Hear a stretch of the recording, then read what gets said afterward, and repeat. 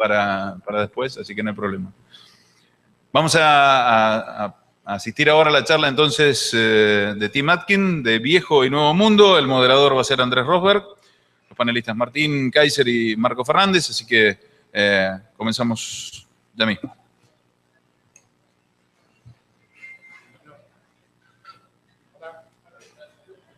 Is that working? Yes, good.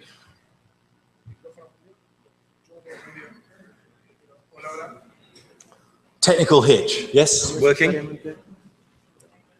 Hola. Yes, oh. Ahora sí. Bueno, hola. Gracias a todos por sentarse, así damos inicio a la presentación de Tim. Tim no necesita mucha presentación, es uno de los 3 o 4 críticos más importantes del mundo, como todos saben, y va a estar haciendo un poco de foco en la noción de terroir y presentando vinos franceses que refuerzan esa noción. Así que los dejo con Tim y que de su charla. Muchas gracias. Thank you very much.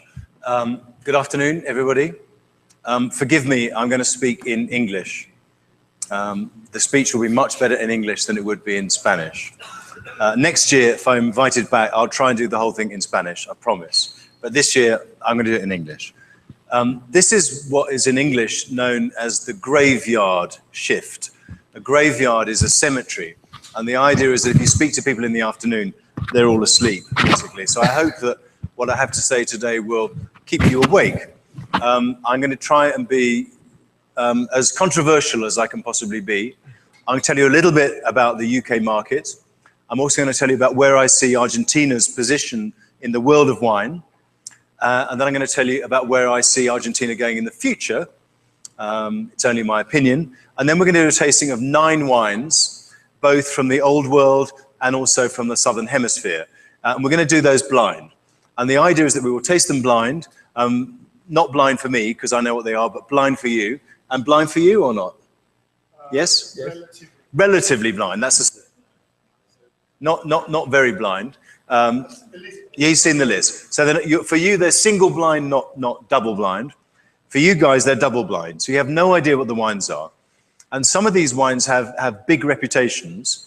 And I think it's important to talk about these wines as honestly as possible to say whether they deserve the reputations and whether the 2 Southern Hemisphere wines we're going to show, both of which are from South America, deserve to be seen in the same category, deserve to be seen in the same company. Okay, I first of all wanted to talk to you a little bit about the UK market. I don't know how many of you are familiar with the UK market, but I thought I'd give you a very quick overview of what the market is like. Okay, so we are the 2nd biggest importer of wine in the world. Believe it or not, the number 1 importer of wine in the world is Germany by volume. We are the biggest non-producing country importing wine. We say non-producing. There's a very small English wine industry producing sparkling wine, mostly. But I was once in the Barossa Valley, and it put in Australia, and it put in the English wine industry in context that somebody said to me that 1 tank at Penfolds could contain the entire English wine industry in 1 tank. So it's a small wine industry. The English wine industry and the English market has always been seen as a place that innovates, that's good at inventing new things and trying new things. England has always been a trading nation. We're a small island, and therefore we've depended on global trade for our prosperity, really. And so we've always been open to new ideas and to exports from elsewhere.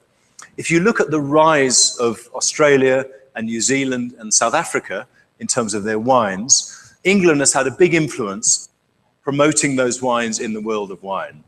The same thing also with screw caps, these little screw cap things. England has really been in the forefront of promoting those styles. Argentina has taken longer to come, and that's been for various reasons that I'll touch on later. England is closely watched by other retailers in Germany, in Scandinavia, and in other parts of continental Europe as a place that basically breaks trade, breaks trends. It's a place that initiates new things. London is still regarded as the center of the wine world, of the fine wine world, despite the rise of Hong Kong and also of New York. I would say those three places now, Hong Kong, New York, and London, would be the three global centers of the fine wine trade. London probably has, I would argue this, the most expertise. It has very good storage facilities. It has excellent auction houses, etc., etc. Anyway, so it's an important market. This is the bad news. It's what we call a mature market. That means that the market has stopped growing. We drink in England about 26 liters of wine per capita. In Argentina, you drink 35.4 liters, I'm reliably informed. Andres drinks 50 liters on his own. You know, I'm amazed that 35 liters should be so small. So consumption rose very quickly. Traditionally, England was a beer drinking country, and then it's plateaued. And I think now it's starting to go down. It's a country with high taxes. We pay £2.40 per bottle of wine. That's on the cheapest wine. You pay £2.40 just in tax. So £2.40 in pesos is what? Depends on if it's the dollar blue or the real economy, but it's anyway, it's expensive. Think about it. Every bottle of wine you send to the UK is paying that much in tax. It's probably paying, what, 20 pesos in tax? 40. 35 if you're at the blue rate as opposed to the official rate, yeah. And it's a low price market. The average price of a bottle of wine in England is £5.37. So that's about sort of $8, a little bit more than $8. It's a market that a Spanish friend of mine once said to me, it's a market que exige mucho y paga poco. So it's basically a market that wants a lot from you, but is not prepared to pay the money to drink your wines, which is a real shame. What does the market look like in terms of categories? Well, there we go. Light wine, other wine, sparkling wine, fortified wine, light aperitifs. The most important thing to remember here is that the category that's growing the fastest is the sparkling wine category. And I think there's a real potential there for Argentina, which I'll discuss later. Chandon have made a big push in the UK market with the wines, and we're prepared to pay more money for sparkling wines, although most of the sparkling wine is Prosecco and Cava. So it's wine, it's cheaper wine from Europe. We go. These are the colors that we're drinking. So rosé is interesting, and that rosé is now at 12%. In the year 2000, so 14 years ago, it was 3%. So rosé has increased dramatically. And again, it's another opportunity for those of you who are wine producers to sell wine in the UK. Historically, we used to drink a lot of white wine, particularly sweet German wine, something called Liebfraumilch. Any of you drunk Liebfraumilch? If you haven't, you're very lucky, because it's not very nice. It's sweet and cheap and nasty. And sweet and white wine started to go down, and red wines came up. But in recent years, white wines have come back up again. Now, the reason for that is predominantly a wine style from Italy called Pinot Grigio. Pinot Grigio, which you also produce in Argentina, but the biggest of Pinot Grigio in the world would be in northern Italy. I hate Pinot Grigio. I'm sorry to tell you. I'm on a one-man mission to exterminate Pinot Grigio from the world of wine. I have invented a Pinot Grigio glass, which has a hole in the bottom of it. So you can basically pour the wine through the glass onto the floor. But however rude I am about Pinot Grigio, the sales continue to go up. So it just shows you, however much we like wines that we're tasting in this room, public taste, mass public taste, is sometimes very different from what we appreciate. This is just a little thing about sparkling wine, which I mentioned. It's a big growth category. It's dominated, as I said, by Cava and also by Prosecco. And Italy, this big category, Prosecco market, has gone up by 40%, more than 40%, yeah, in 1 year. So it's a huge, huge, huge market. Cheap, frothy, easy drinking sparkling wine. Champagne is around 25% of the sparkling wine market, and that's going down. So big opportunity if you're producers or you want to tell people to produce more sparkling wine at a good price, then the UK market is open to your wines. This is where we are at the moment. This is the countries that do best in England, and you can see that Australia is number one, Italy is number two, largely because of Pinot Grigio. French wine is number three, but it's going down. The USA is number four, and a lot of America's wine is because of sweet blush wine, which is a pink wine. So blush wine is very popular in the UK. Spain, if you look at Spain, Spain is doing extremely well. And one of Spain is the only country in the UK which in terms of growth is doing better than Argentina. South Africa is doing well, but it's mostly because of cheap wine. South Africa has cheap labor, it has a very weak currency to export wine from South Africa. And there's a lesson, I think, for Argentina, a warning for Argentina, that a lot of the wines that are exported from South Africa, 70% would be in bulk, so granel. You know, it's cheap, it's not a market on which you can build a reputation. New Zealand, after that, New Zealand is nearly all Sauvignon Blanc. 70% of what New Zealand exports, more than 70%, is one grape variety. And it was very interesting what Andres said this morning about Malbec. I think about 50% is exports, but the point he made that only 15% of what Argentina makes, a lot of what it makes is very cheap, everyday wines, you know, vinos corrientes. But I think it's important that Argentina doesn't have the same problem that New Zealand has, with just one grape variety being identified with that particular country.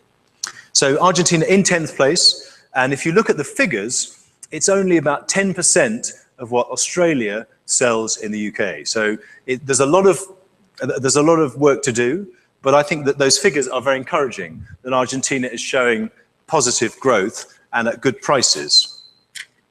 Who consumes what? That tells you a little bit. It's a slide about, you'll see that it's interesting just to look at what women drink and what men drink.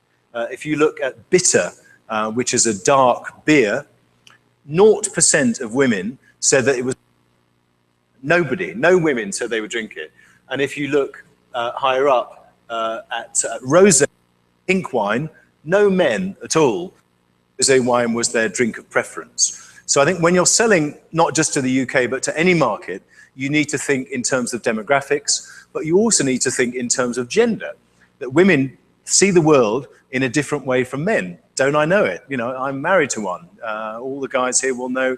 Yeah, women see things in a different way, basically, and the wine world is no different. Argentina now, how's it doing? Well, I'm delighted to be standing here presenting you with some good news, basically, that Argentina, its exports have risen to the UK by 35%, and they're up 100% in the last 10 years. Even from quite a small base, remember it's 10% of Australia, but it's still growing fast. It's now the third biggest export market. Number one would be the United States, and two, I believe, would be Canada. And I think Brazil is probably number four. Argentina is showing stronger growth in the UK than any other wine-producing country. Still in 10th position, but it's going up. It's also the fastest growing brand in what we call the off-trade. And the off-trade is the take-home trade. So if you go and buy a bottle and take it back to your house to drink it, that's what we call the off-trade. Why is it successful? Well, Malbec is a big part of the answer. And it's the global success of Malbec in many ways. And I'll talk about that in a minute. I also think that Malbec, unlike Sauvignon Blanc and New Zealand, and I mentioned this, which is a risky category because New Zealand Sauvignon Blanc doesn't have as many differences of style and of region as Argentinian Malbec does. There was, believe it or not, there was no Sauvignon Blanc planted in the South Island of New Zealand until 1973, not one grape, okay?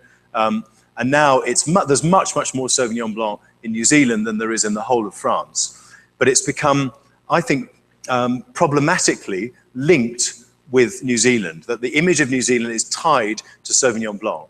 And I think you need to beware that, but I think it's far less of a risk, partly because Malbec is a more interesting grape variety, but also I think because Malbec reflects a greater range of terroir and styles.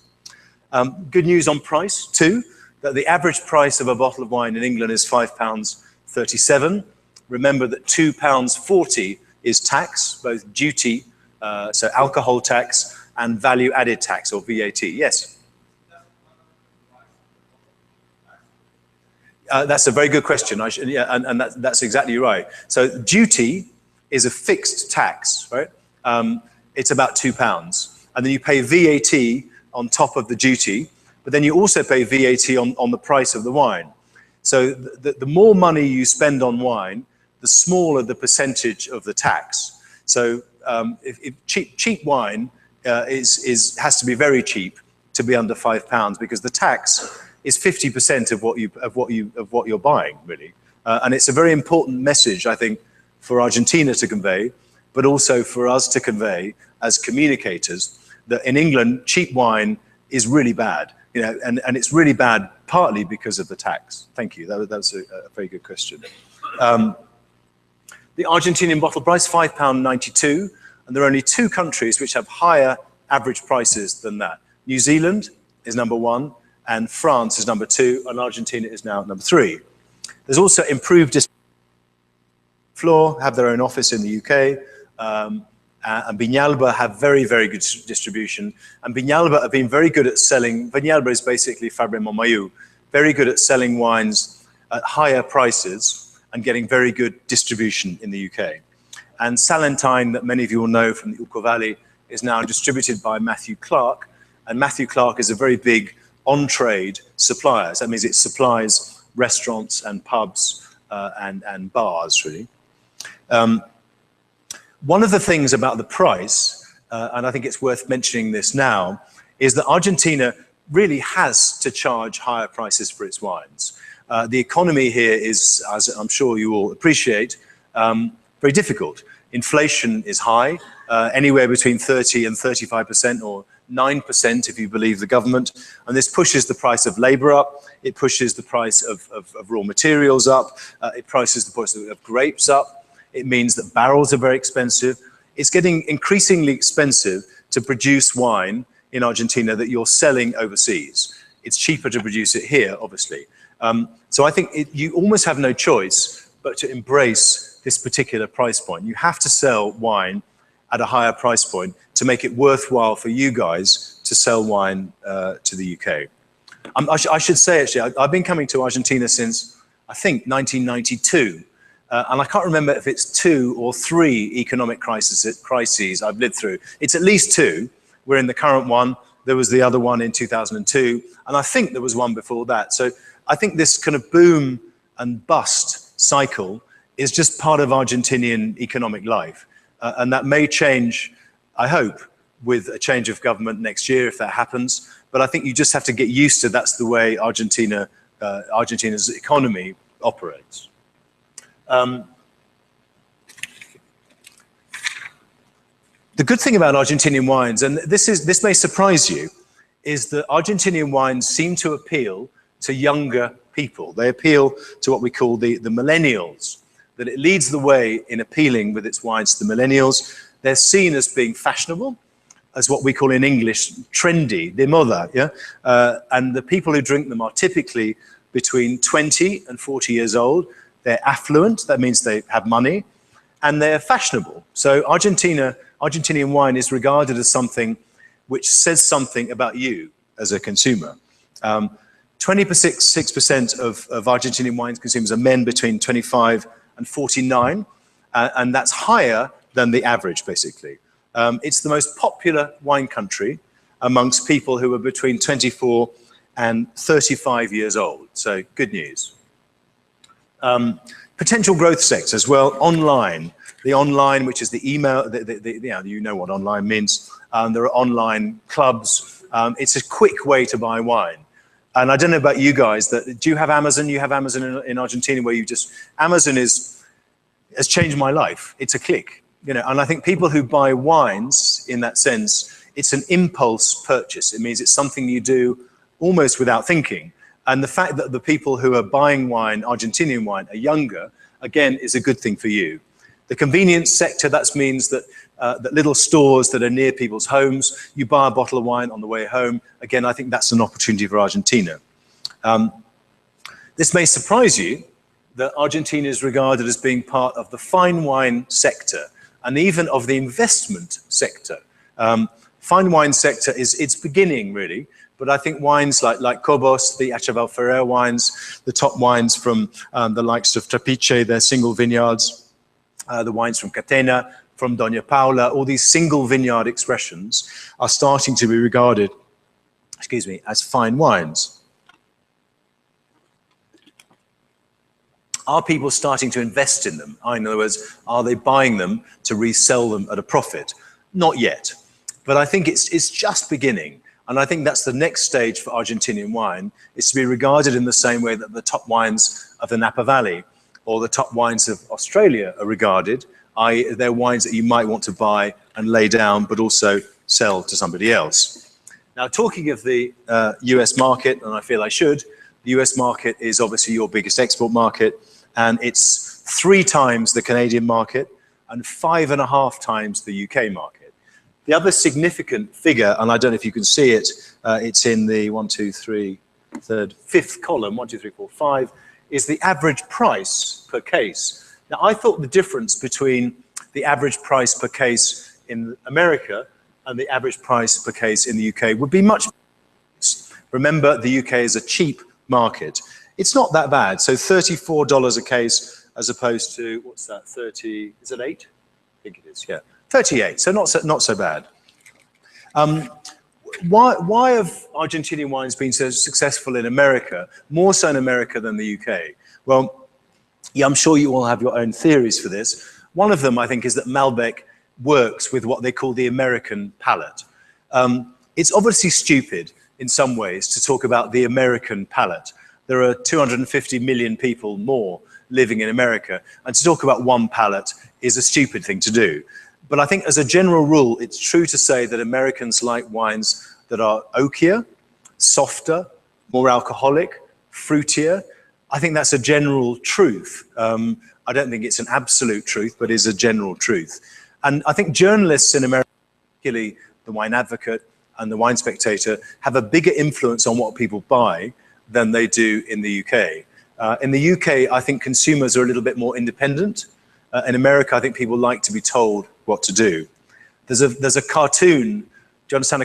It's a drawing that I have at home on my wall, which is an amusing cartoon, and it's split into 2 parts. So the first part is a consumer who's tasting a wine in a wine shop, and you can see his face, and his face is, and he's saying to the guy who works in the wine shop, "This is disgusting." And the guy underneath who runs the wine shop says to the consumer, "It had 100 points in the Wine Spectator." And he says, "I'll take 20 cases." So in other words, that he will abdicate his own opinions because somebody else has told him it's good. And it's unfortunate. I think that the key thing about Argentinian wine, even though it's sold more expensively in America than in England, is that it's still great value compared with Californian wine. Californian wine, particularly top-end Californian wine, is some of the worst value wine in the world. I think they're ludicrously priced and they're not worth the prices that people pay for them. So Argentina delivers what Americans call bang for your buck. Bang for your buck means that it's delivering value for money. In other words, you get more wine for your dollars, your bucks. You can't blame Argentinians for selling their wines to America. 20% higher price in the UK. And I think that has been one of the things which has driven of Argentina and also the focus of Wines of Argentina. And who can blame them? You know, you'd be crazy if somebody said to you, "I'll give you 20% more for your car than the guy there," you'd take the 20% from somebody else. A few just of general observations about Argentina. I mean, as I said, I've been coming here for 20 years, and it's been fantastic to see the changes in the quality of the wines. It's always been a pleasure to come here.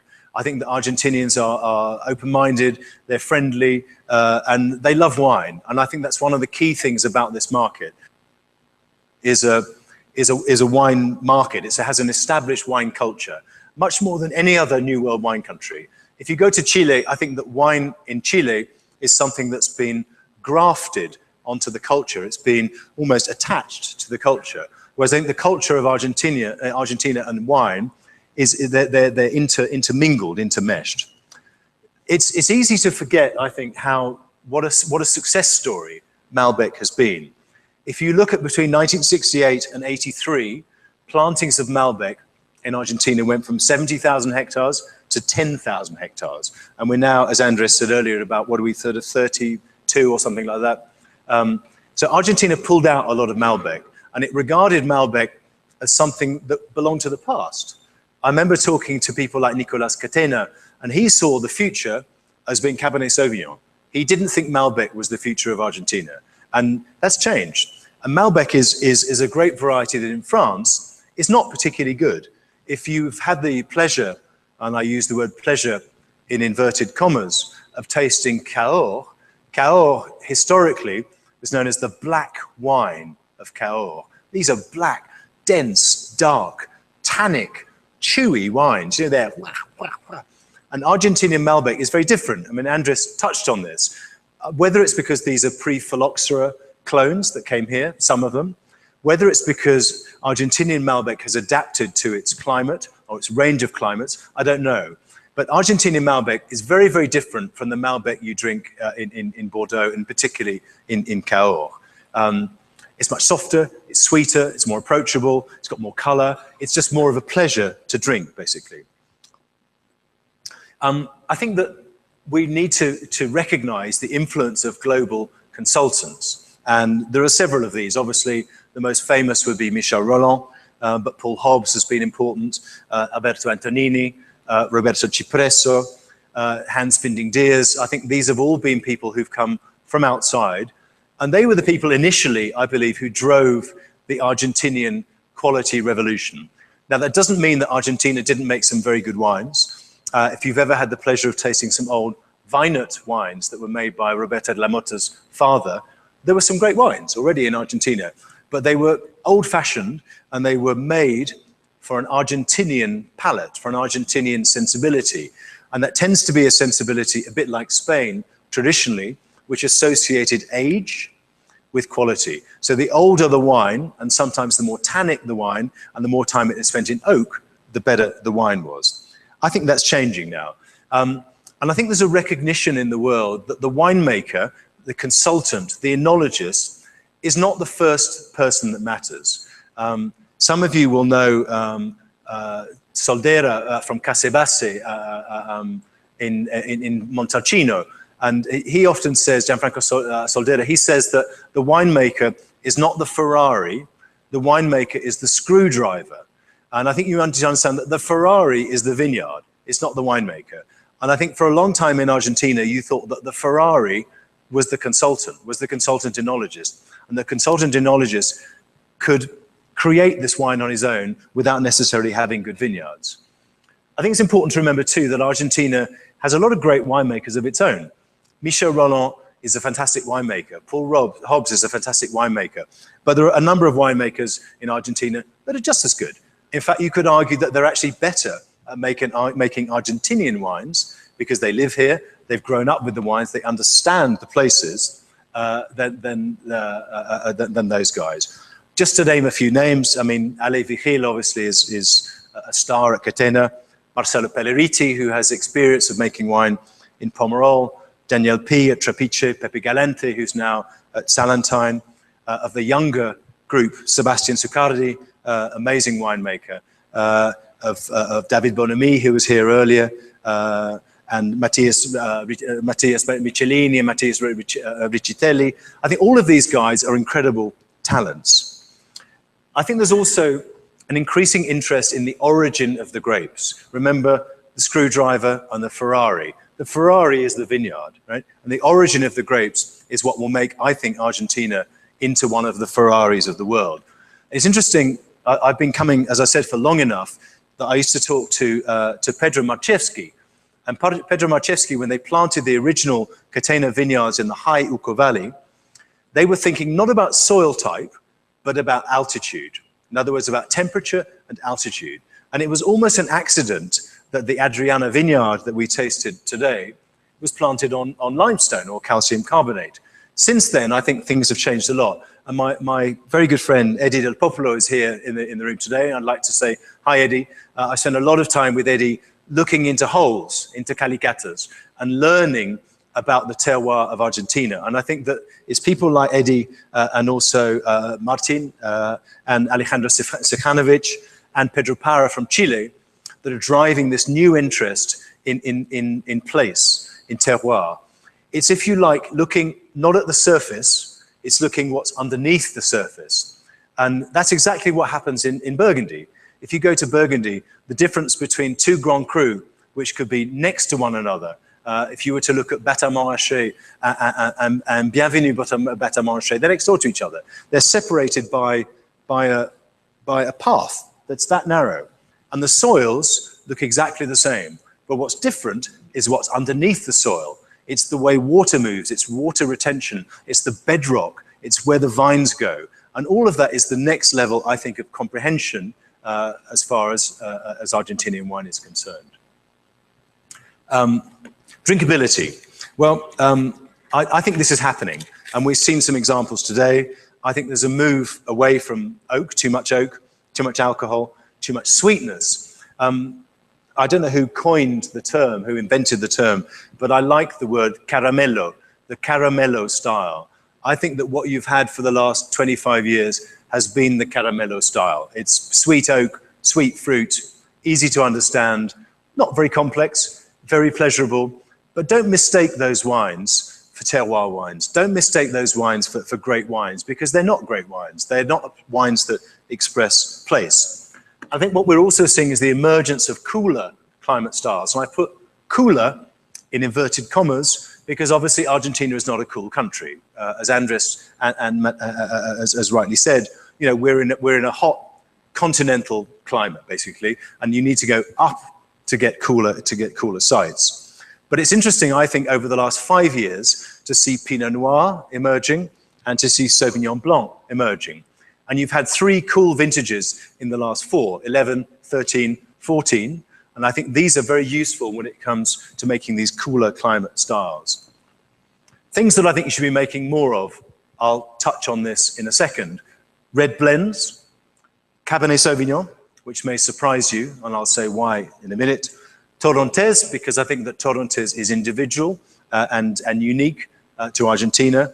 And sparkling wine, for the reasons that I said earlier about Prosecco and Cava in the UK market. Okay, where do you go next? Number 1, terroir. Terruño. That to me has got to be the future of great Argentinian wine. And I think that in any market, it's the top wines that lead the market. You don't build a market with your cheap wines, right? However much people may like drinking them, the image, what we call the halo effect in English, is what's based on your great wines. Now, there have always been regions in Argentina like Agrelo, like La Consulta, like Las Compuertas, which have a reputation for producing great wines. In Argentina, I would say. I think the next phase is to start to promote these places overseas. And we've already mentioned the idea of Paraje Altamira. I think it's a first step, and the work that, I haven't met him, but he sounds very interesting, the Professor Ricardo Pérez Valenzuela, that he's doing with actually delimiting regions. There are just the beginnings of these soil maps. I think Doña Paula are definitely doing them. I know that Pedro Parra is doing them. I'm sure Eddie's done them. And I think that's a fascinating development. I would like to see a soil map created for Mendoza. So people actually, we know where these soils are. We actually know where the limestone is. We know where the alluvial soils are. We know the little bit of the differences. I think that's just beginning. What I'd like to see is that Argentina has the same system as Bordeaux and as Burgundy. So based on villages and communes. So people know that a Saint-Estèphe is different from a Pauillac, is different from a Margaux, is different from a Pomerol. I'd like to see the same thing in Argentina, where we have and Altamira is different from Gualtairí, is different from Las Compuertas, etc., etc. Diversity. Argentina is famously diverse. If you look at the list of grape varieties, there are hundreds of them. I sat there and looked through them today. But what happened to Italy? You guys are Italians. You know, this country is fundamentally an Italian culture based on Italy. Okay, it's a country of immigrants from other countries too.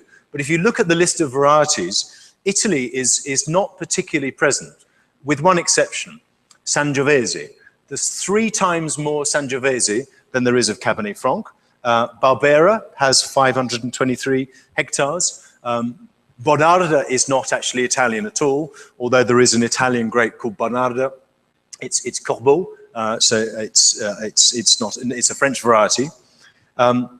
GSM, I think you should start thinking about in Italian grape varieties, which in the world deliver acidity, natural acidity, in hot climates. And I think you need to look to the south of Italy, you need to look to the south of France, you need to Garnacha.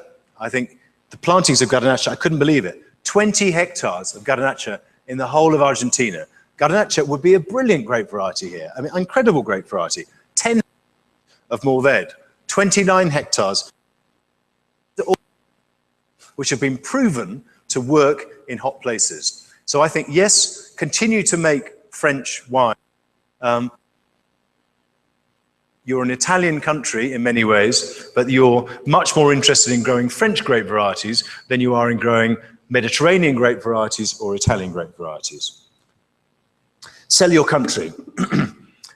Steaks. I've just had my 5th steak of the week. Wonderful. Steaks are fantastic. Tango. You probably think tango a little bit like English people with umbrellas. You think that it's a cliche, but tango is great. You know, and tango is again unique and individual. The Andes, incredible. You have a pope, fantastic pope who's Argentinian, and guess what? He's quite liberal. He's liked in the West. Lionel Messi, amazing guy. Use those things, I think, to sell your wines.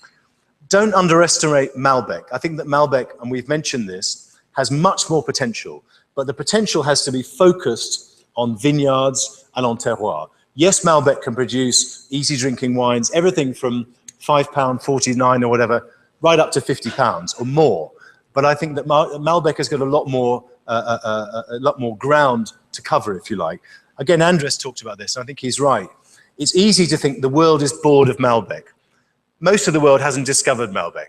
America may have discovered Malbec. Lots and lots of consumers don't know what Malbec is. Develop new areas. Well, you talked about this, so I won't talk about it too much, but I've had wines this week that have been new to me from Calingasta. Fantastic Barbera, thanks to you. Jujuy, I hope I've got the pronunciation right. Then the new things that are happening over on the Atlantic coast that Trapiche are developing in Chapamalal, is it called? Chapamalal. Again, I think all of these things are an important way of diversifying what you do. What else? Blend for greater complexity. I think don't think that you have to just produce wines from one grape variety. Cabernet Sauvignon, 15,982 hectares. Cabernet Franc, 681. So it's easy to think that Cabernet Franc is the answer, that Cabernet Franc blends are the answer with Malbec. Let's not forget Cabernet Sauvignon. Cabernet Sauvignon is the most famous red grape variety in the world. It's the most planted red grape variety in the world. It's recognized, not by me, but by many people as being the greatest red grape in the world. I would put Pinot Noir some considerable distance above it, but that's only my opinion. Don't forget it. Develop the organic category. There are a few people doing it. Huarpe, Puro, Jean Bousquet, Ernesto Catena, La Riojana, probably the biggest. Organic. Again, this is something that was mentioned earlier. You live in a dry climate. You have a very low disease pressure. It's as easy to produce organic wines here, and probably easier even than to produce them in Chile. And Chile has Viñedos Orgánicos Emiliana, which has really driven the organic category in Chile at quite a high level. I've said here, don't forget about balance. I've mentioned this. How do you get balance into your wines? You live in a hot climate, we know that. And one of the difficulties of Argentina is taming, if you like, is manipulating the desert, is manipulating heat and power. How do you do it? Well, you can pick earlier. You can plant on north-facing vineyards. Actually, no, for you, it'd be south-facing vineyards. You can move towards vineyards at higher altitude. All of these things are ways of actually changing what you do, or possibly even planting grape varieties that have higher acidity and that mature, that ripen later. Don't sell yourself too cheaply. Somebody said yesterday to me that you're condemned to quality. And in some ways, your economy, inflation, has condemned you to quality. It's no longer possible to produce cheap wine in this country for export markets. It's a waste of time. Don't do it. Combine confidence with humility. I think that there's an amazing new generation of winemakers who've traveled around the world in Argentina, who've been to other places, who understand the way that wine is made. Taste widely, basically. And I would say that the future is extremely exciting.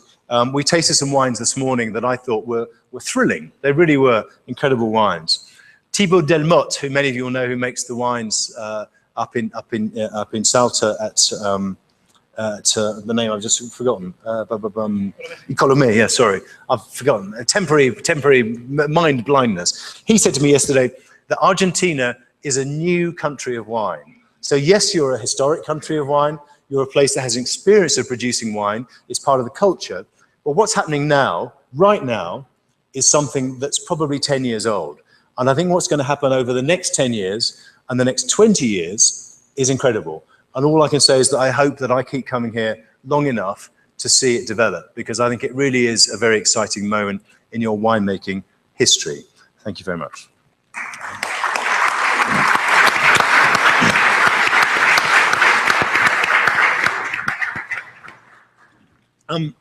What I'd like to do now is move on to the tasting part of our afternoon. And what we're going to do, we're going to taste 9 wines, and we're going to taste these in flights of 3. Before I begin, I'd just like to tell you a joke in English, and I hope that this joke works in Spanish, and I hope not too many of you have heard this joke before, because it's sort of a joke about terroir, in a way. And the joke is as follows. That there's an old man sitting on a bench in a park crying, and a guy who's a jogger goes past this guy and he sees him crying, and he's a good Samaritan. So he stops and he says to this guy, "Are you okay?" And the guy says, "I'm terrible, absolutely terrible." And the guy who's the jogger says to him, "What's wrong?" And the old man says, "I've just got married." And so the jogger says, "Well, shouldn't you be very happy?" And the guy says, "Happy? I'm ecstatic. I'm very, very happy indeed. Life is amazing." And he said, "Well, tell me a bit more about your wife." And he said, "Well, my wife is 25 years old." And he said, "God, that's amazing. How old are you?" And the old guy says, I'm 82 years old. And he said, "Amazing." And the guy said, our life is just incredible together. He said that because of Viagra, we make love 3 times a day. It's absolutely brilliant. He said, this woman is intelligent, beautiful, she loves wine, and her father owns a winery. That's amazing. So the jogger says to the old guy, "Why are you crying?" And the old guy says, "I can't remember where I live."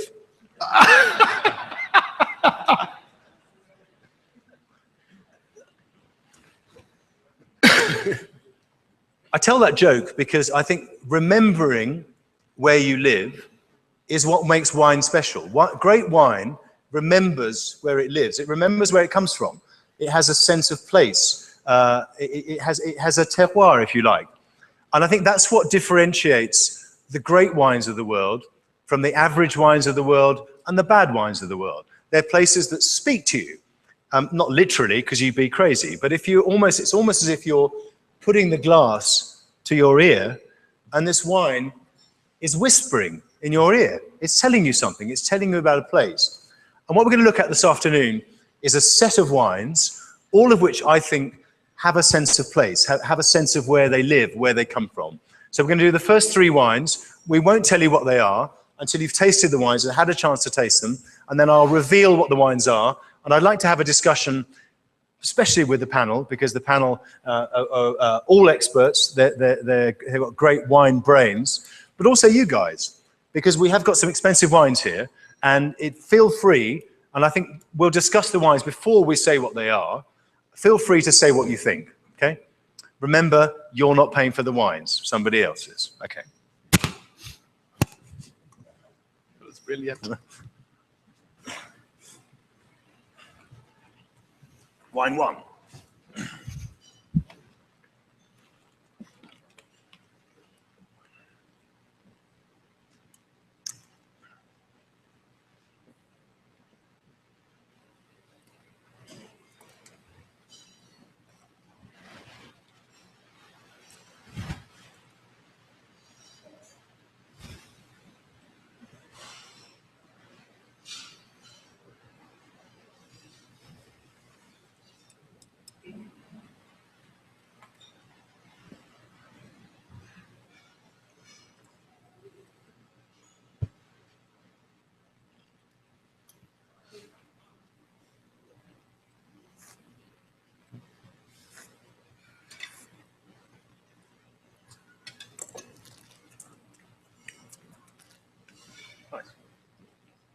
Nice.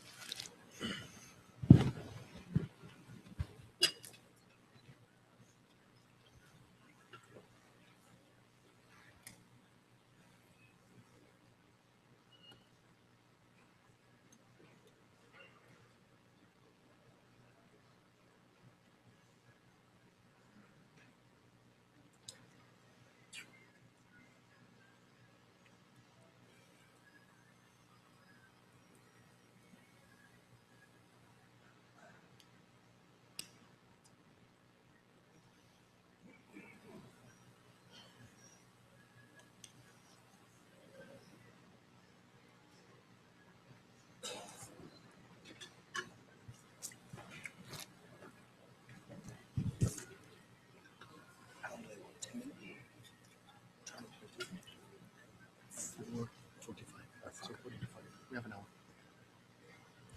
Okay, great. Plenty of time.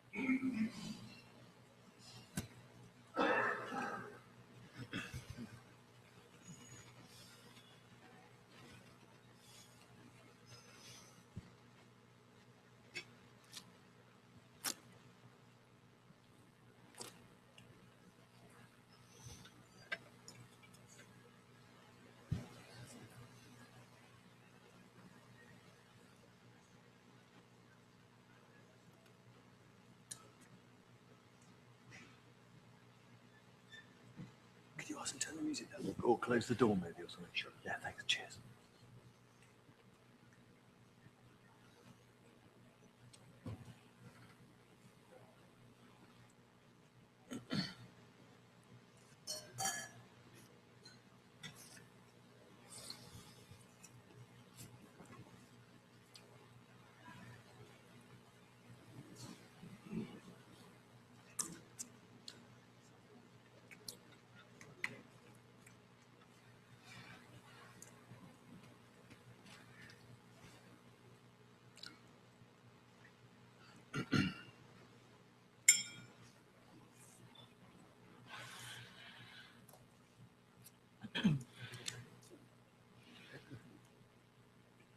La dimensión.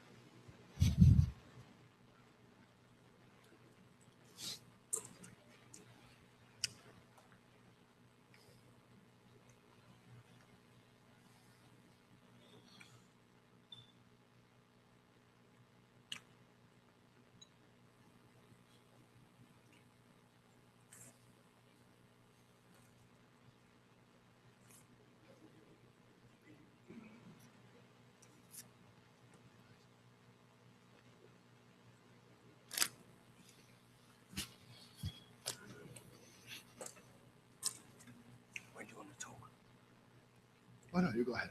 Do you want me to talk about them now? Or how long do they need? Because they can take so long we talk about them. Yeah, I can talk now. Yeah, I think so. Yeah, they.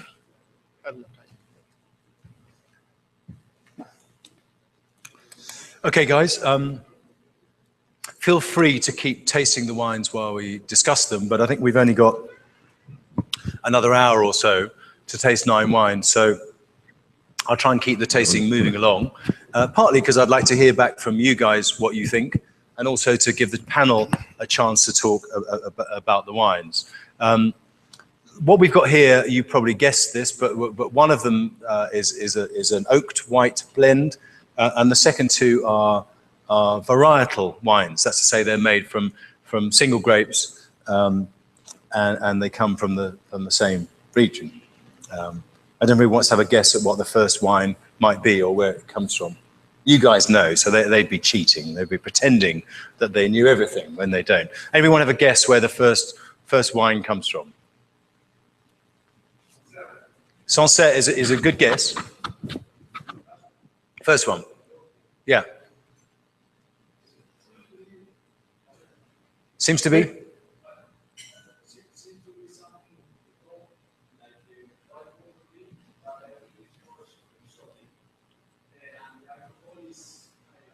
Okay. Yeah, okay. Hablar en español. Y Sí, hablar en sí. castellano. Sí, en español. Sí, okay. Sí, en español. Okay, good. Que lo que decía es bastante interesante porque el primero es como que tiene el roble bastante marcado, pero con otras cosas y es más alcohólico. El segundo es mucho más fresco y más cítrico. Yo lo tengo así, por eso. El primero, sí. Bueno, lo tengo al revés. Bueno, sí. no sé, entonces. No, keep going. Continúa. Lo que decía es que el que tiene roble podría ser, me venía a la cabeza como algo de Burgundy White, o sea, que no sea Chablis, pero cualquiera de El segundo. El primero. Sería el segundo de todos. Sí. Sí.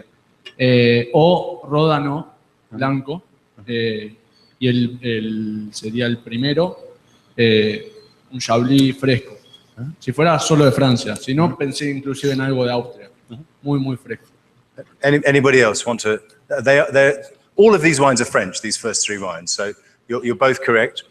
Gentleman there said the first one was from Sancerre, and it could be from Sancerre, in that you do occasionally get oaked Sancerres, but most Sancerre tends to be unoaked. Yeah. Yo me parece que el primero también me pareció un Ródano, un Condrieu pensé. Pensé un Viognier. Un Viognier. Sí, el primero.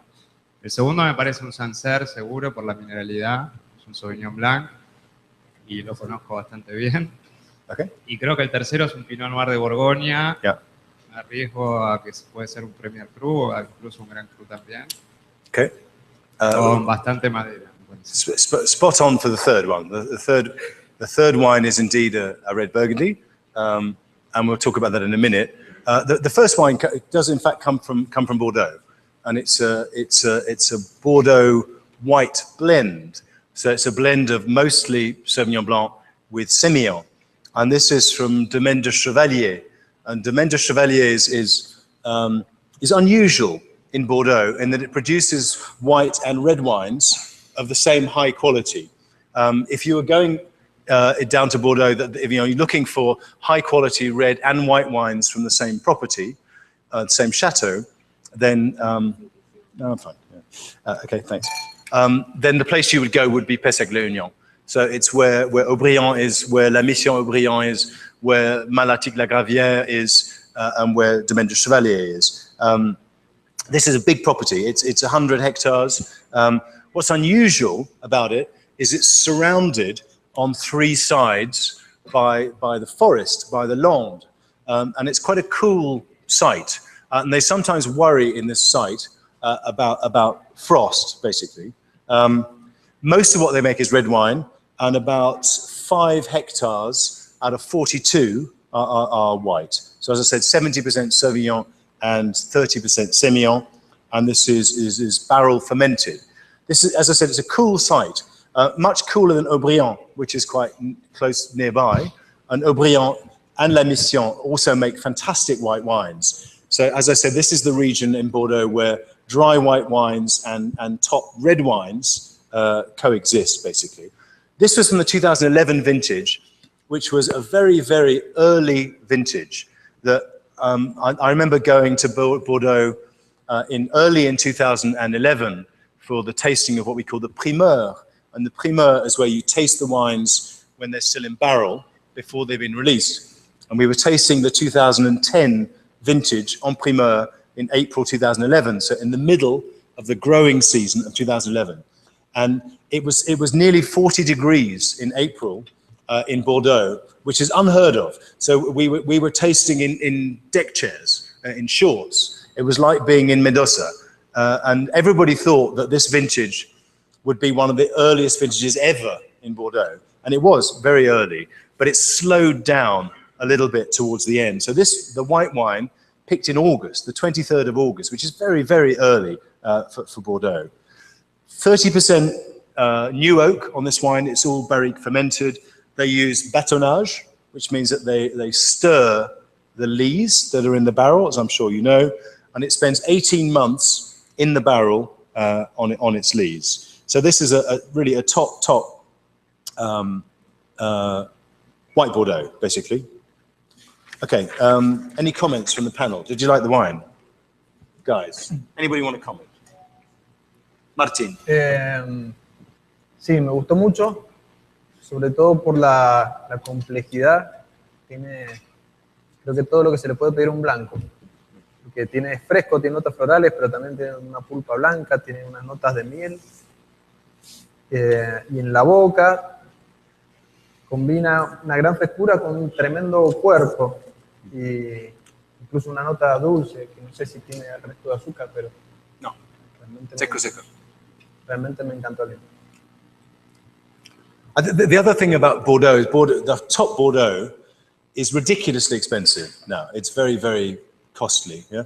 But white Bordeaux, particularly dry white Bordeaux, is still comparatively affordable. This is one of the top 5 white Bordeaux, I think, or certainly top 10, but probably top 5.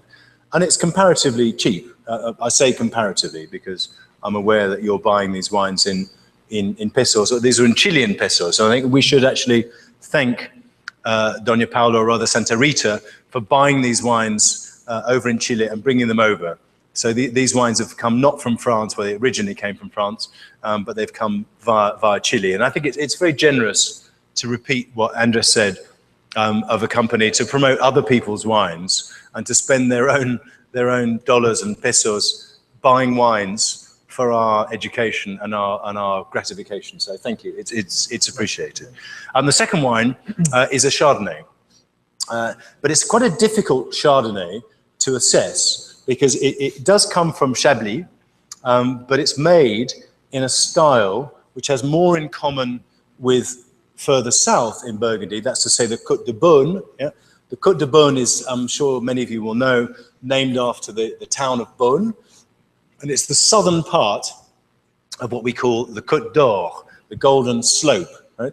And it's the area which includes the majority of the great white wine vineyards of Burgundy. So it includes the villages of Meursault, of Puligny-Montrachet, and Chassagne-Montrachet, ready? So those 3 villages, almost side by side on the Côte, are the great villages of the Côte de Beaune. And nearly all of those wines are fermented in oak.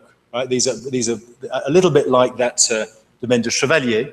They're fermented in oak with lees, so they're quite rich styles of wine. And this is really the historic core of white Burgundy. Le Montrachet of Grand Cru, which is used as a suffix that adds its name to both Puligny-Montrachet and Chassagne-Montrachet, where they do the typical Burgundian thing of using their best vineyard, their headline vineyard, as part of the name of the village. In the 18th century, when Napoleon's troops used to march through Burgundy, they used to stop and salute the vineyard of Le Montrachet. That's how famous this vineyard is. Anyway, this is not from Le Montrachet, but in many ways it's made in a Côte de Beaune style. That's to say it uses oak, and it uses lees, and it's made by a producer called Jean-Paul Drouin and his son, who's called Benoit, and they very much make what is called a Côte d'Or style. The French sometimes say it's Côte d'Orient. In other words, it's in the style of a Côte d'Or wine. And he's famous for making wines that are atypical for Chablis. Most Chablis is made without oak, or if it's made with oak at the highest level, it tends to be with old oak, where you can't really taste the oak. This is unusual, and you can actually taste the oak in the wine, and it's quite a rich wine. But what you can also taste is that this comes from the north of Burgundy. Chablis is closer to Champagne, or it's closer to Paris than it is to Dijon. So it's almost detached from Burgundy, from the main part of Burgundy, the main body of Burgundy. Oh, we have a map. There it is. Good. Brilliant. Thank you. There it is, the Yonne. The useless thing about this map is you can't see the rest of Burgundy. So the rest of Burgundy is down here, basically, yeah? But that's the Yonne, and that's the region of Chablis.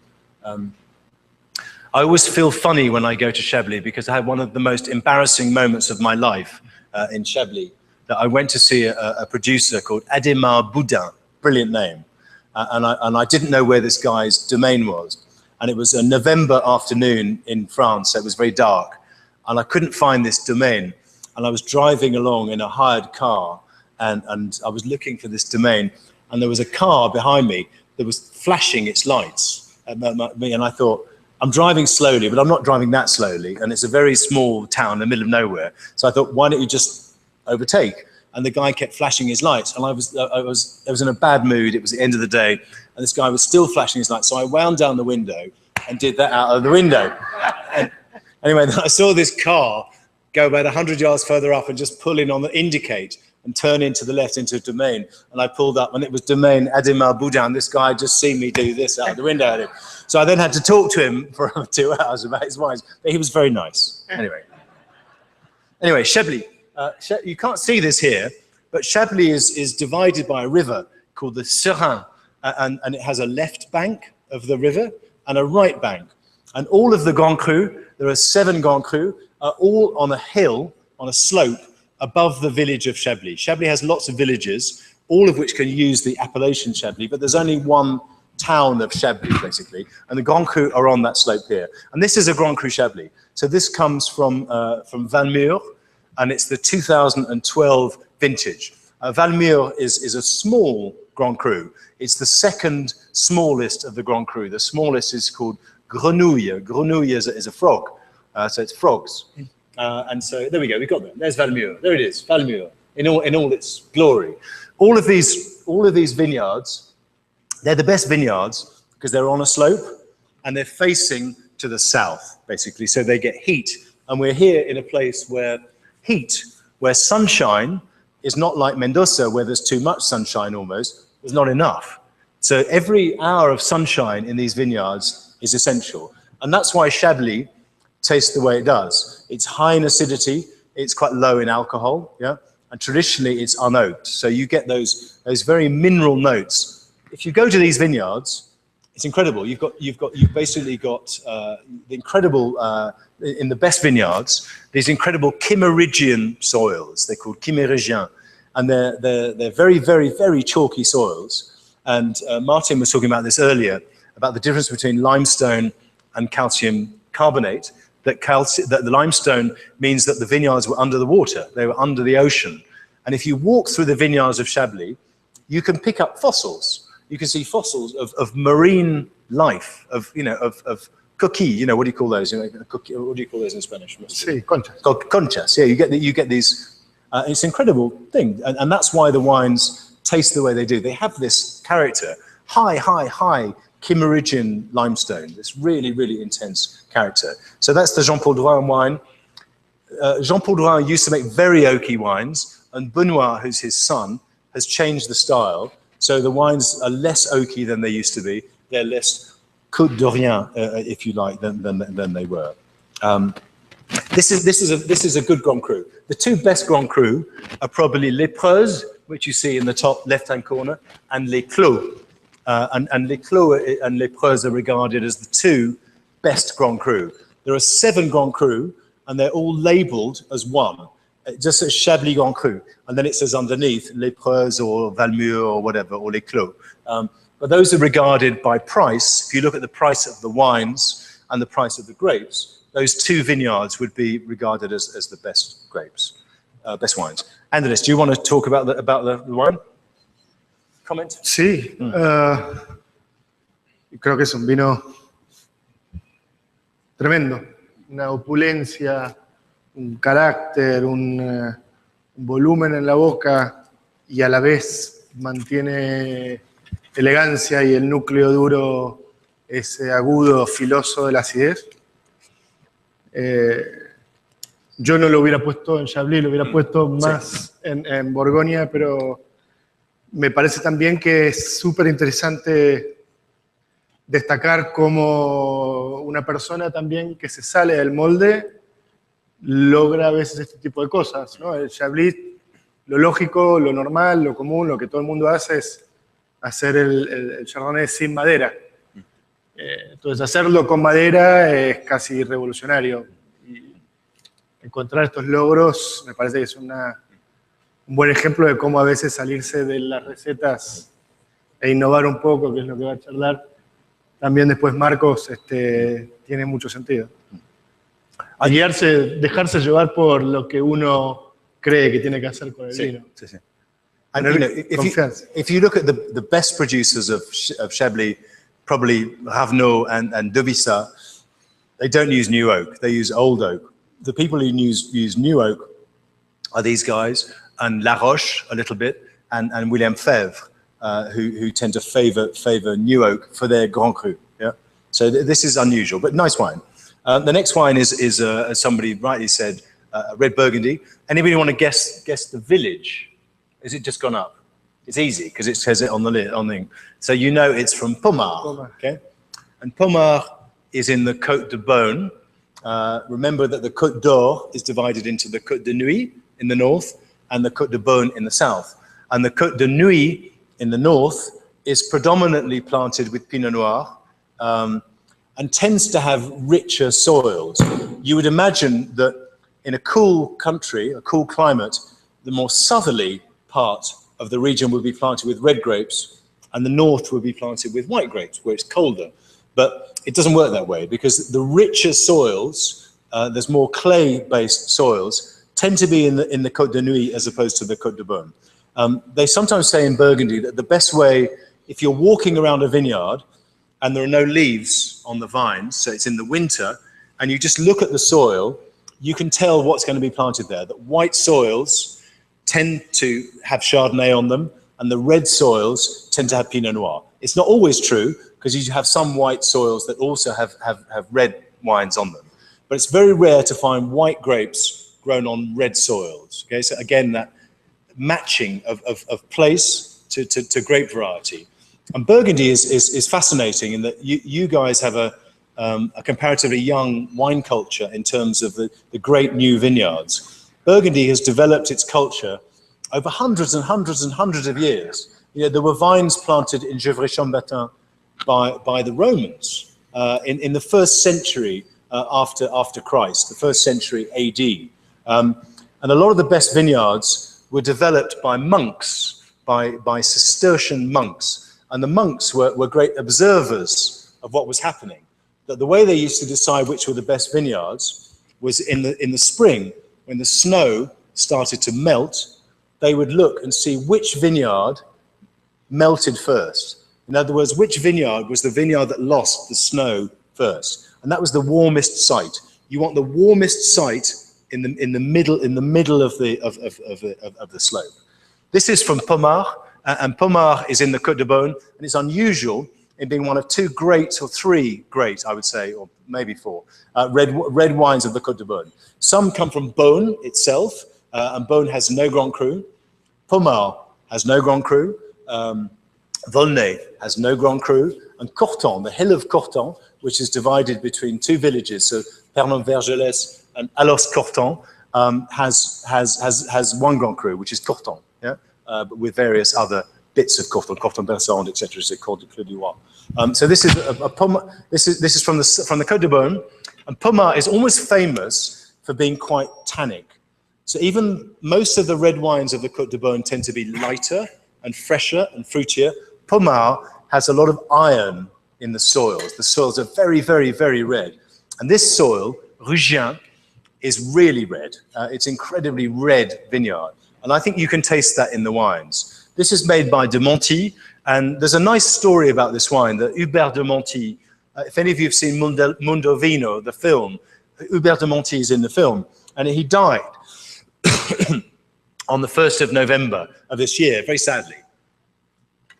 And he was having dinner, lunch rather, with some friends, including Aubert de Vilaine, and Aubert de Vilaine is the head of Domaine de la Romanée-Conti, which is the most famous producer in Burgundy. And Hubert just died at the table. He was drinking, and he was drinking a Pommard Rugien 1999. So this wine that you're drinking now, from 2011, was what he drank at the moment when he died.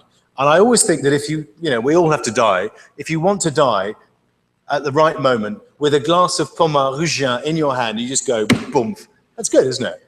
And the great thing about this meal is because they're French, do you know what they did? They finished the meal. So the guy, one of their best friends, dropped dead. They tried to revive him. He was dead, so they just put him on one side. And they went on and they finished the meal. Because they're French. You know, some things in life, you have to have your priorities right. Okay. Very simple. Where's my Pinot? Is it gone? It's gone. Oh, Yeah. right. Sorry about that. Oh, well, I was enjoying that. Anyway, so that's a Pommard Rugien from de Monti. One interesting thing about that wine is probably all gone now for you, but that you should be aware of is the presence of whole bunch, a little bit, whole bunch fermentation. Whole bunch, grappe entière, means that you ferment the wines with the stems, the raspones, yeah? And there are two schools in Burgundy. Some people think, well, three. Some people think you should remove all of the stems, the raspones. Some people think you should have 100% raspones, and some people you should be in the middle, that some should be destemmed and some should be left with the stems. And these guys they're in the middle. Okay, so the extremistes, if you like, the what do you call them? The integristes of whole bunch would be people like Claude Lambray, 100% whole bunch. What else is Yves Confurant Côte d'Ido does 100% whole bunch. But those are extremes. This is in the middle, and it gives it that spicy character. Anyway, let's move on to the next two wines because I think I'm probably talking too long, right? So we've got three. Sorry? You want to go back? Okay. Rugien, Côte de Beaune. No. So, La que sigue. that one? No, Chablis.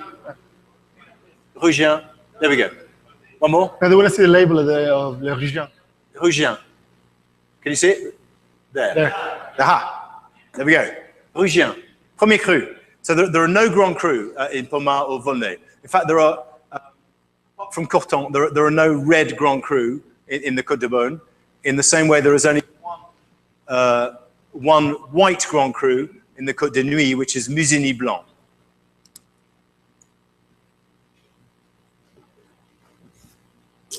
How we got now? Two. So we've now got two more wines or three? We have three and then three. Has the third one come? Yes. I haven't got it yet. Have I? And you have half an hour, so that's okay. Okay.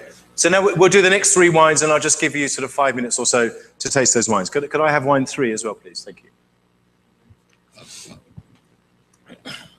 Lovely wines.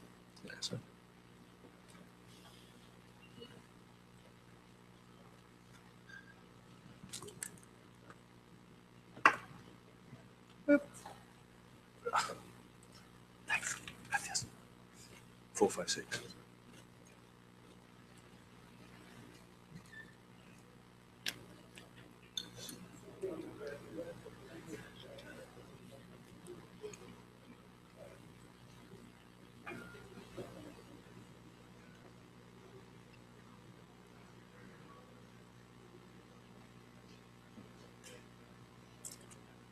Is that the same as my form? How do you say it? I showed you. What's that? That's my fault. For sure. I think it should be the same. Same. It was a Yeah, Brilliant the same. No, I thought they might have left me wine for me. No, I emptied your glasses. That's fine. Yeah, very good.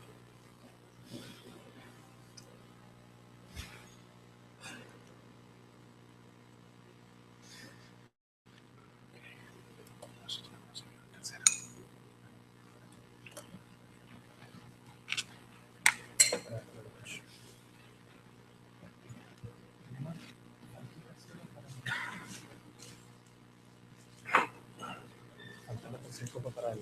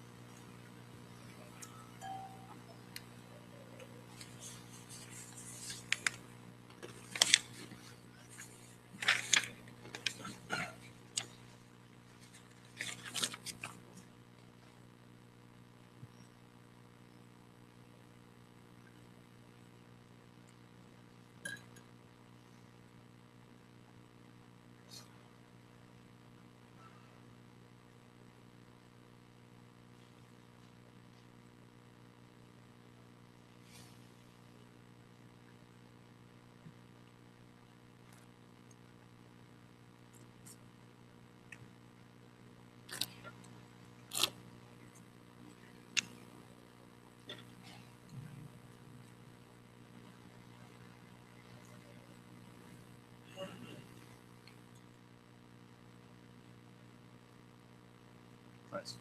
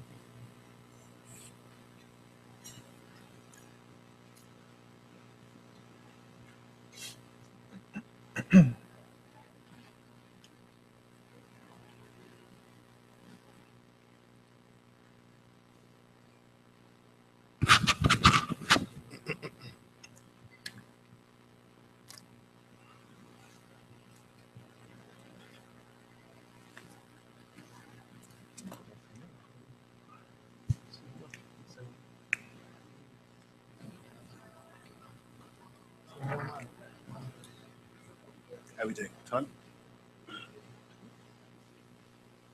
We have To wait half an hour. because many of them don't have the wine. Oh, shit. We still have 25 minutes or so. Maybe half an hour. If we're late, it doesn't matter. Nothing else happens. Oh, shit. About 8 minutes.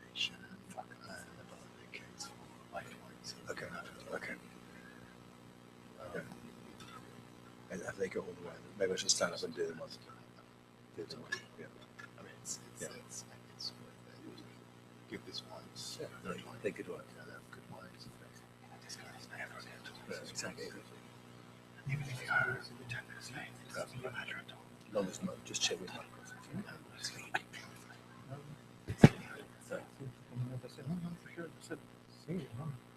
Este es el segundo, ¿no? Así que-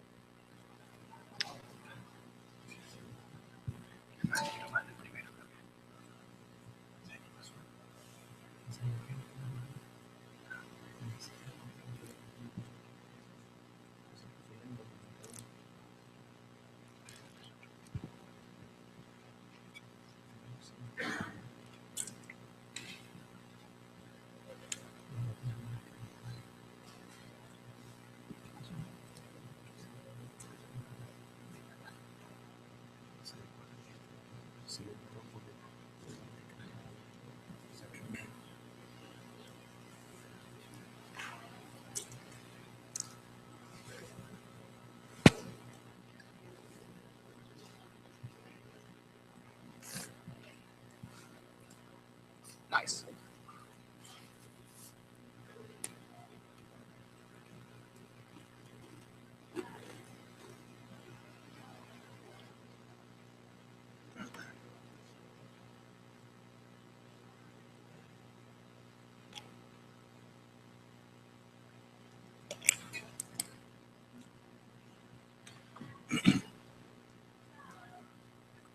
Does everybody have all of the wines? No? Just because we've got 6 more wines and I want to leave some time for Marcos's presentation so that he's not speaking at 8 o'clock at night this evening. As soon as everybody's been served the wines, I think we may start to discuss them if that's okay. And some of you will have to taste the wines while we're talking about them. Does everybody have the, just when you've all got the wines, the last person who's got the wines, put your hand up and we'll discuss them.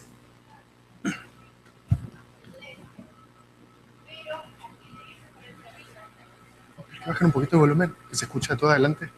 Yo voy a cerrar las puertas también, gracias. Mantengamos esta puerta cerrada.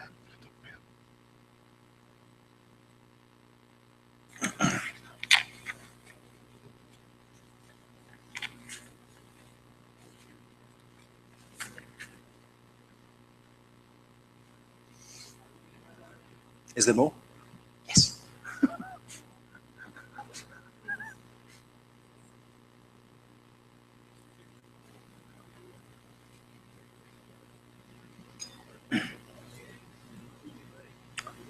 Okay. I hope everybody has all of the wines. Excuse me, nearly. Which are you missing? One wine?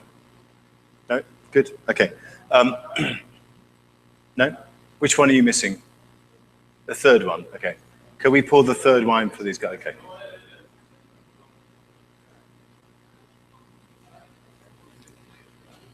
A couple of bottles went wrong on that.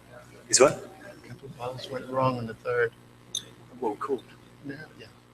Apparently, so that's why they are taking a little longer and also pouring a little less. Okay, just to say that the third wine, we had two of the bottles were corked, so that's why you've got a slightly smaller pour, as we say, slightly smaller quantity of the wine. They're suffering from what we like to call Portuguese terroir.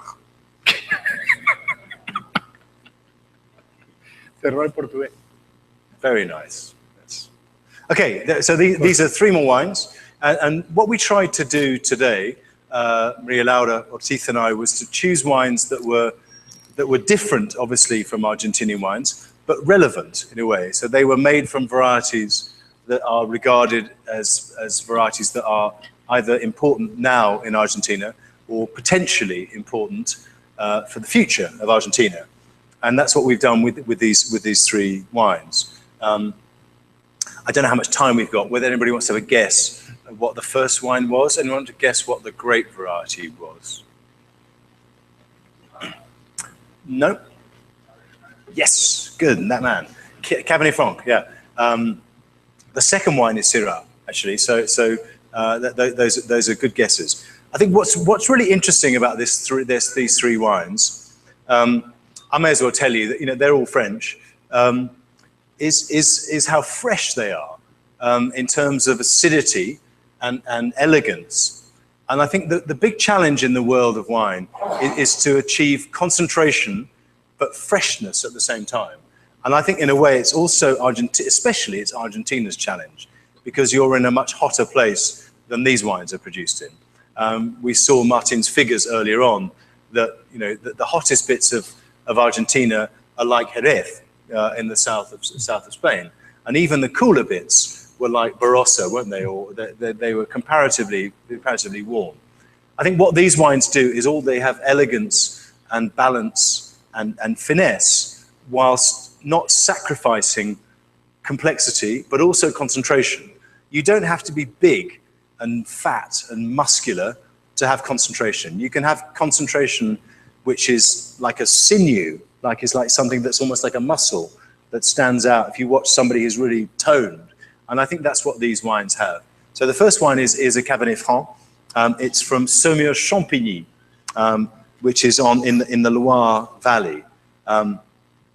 It's interesting that Saumur-Champigny is regarded in the Loire Valley, believe it or not, as being, sorry, I should put this up, it's there. Yeah, as being a hot place. The origin of the word Saumur-Champigny comes from Campus Ignis, the field of fire in Latin. Field of fire, Champigny. So this is regarded as a hot place in the Loire Valley. The Loire Valley is in the north, obviously, and the Loire Valley grows a lot of Sauvignon Blanc and Chenin Blanc and Melun de Bourgogne, which is the grape of Muscadet. But it's primarily a white wine region, but it also produces red wines in certain spots. This is produced by a fantastic producer called Thierry Germain. And Thierry Germain is from Bordeaux, and he bought an estate in Saumur-Champigny in the Loire Valley in 1991. Now this is a very old vineyard. This is a clos, and a clos, like a clos, same thing in Spanish, is a walled vineyard. And historically, vineyards in France were walled. They had a wall around them for two reasons. One was to keep things out, particularly wild animals, but also robbers and all sorts of things, but particularly wild animals, but also to keep heat in.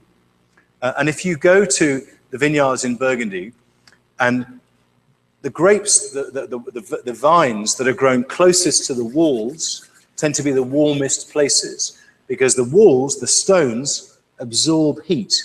If you go to Clos Saint-Jacques, which is a vineyard, a Premier Cru vineyard in Gevrey-Chambertin, the vineyards, the rows that are closest to the walls are the ones that have the greatest richness. So a clos is a really important thing in the history of French wine.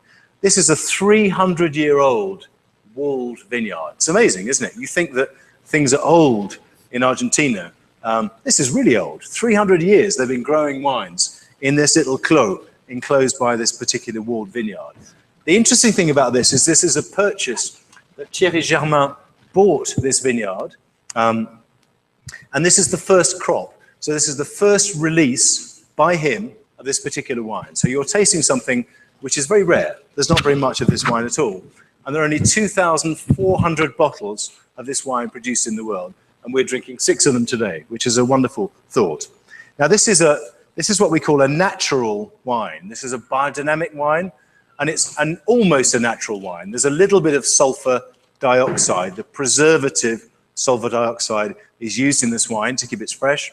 It's made with biodynamic methods, and biodynamic methods, I'm sure many of you know, is a form of agriculture, which is organic with a planetary dimension, shall we say, which is sometimes a little bit difficult to swallow. But anyway, fully dynamic, unfined, unfiltered, that's your Saumur-Champigny. And now this appellation, Saumur-Champigny, allows you to blend Cabernet Sauvignon with Cabernet Franc, and also a white grape called Pinot d'Aunis, but that's not here.